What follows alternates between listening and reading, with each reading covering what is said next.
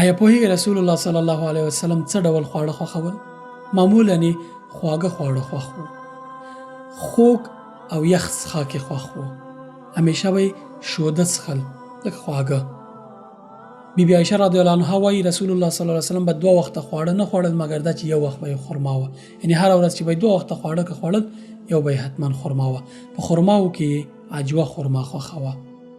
رسول الله صلی الله علیه وسلم به یو برخه د خواړه خوړل، یو برخه به یې څښاک کوو، یوه برخه به یې خپله معده یا ګېډه خالي پرېښوده د هوا دپاره، او دا سپارښتنه موږ او تاسې ته هم ده. معمولاً یې خوراک په بسم الله پیلاوه.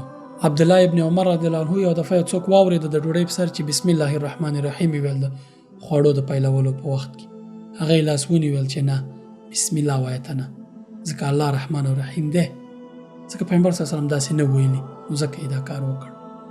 او چې خواړه به یې خلاصول، نو ویل به چې الحمدلله الذي اطعمنا وسقانا وجعلنا من المسلمین یا وجعلنا مسلمین.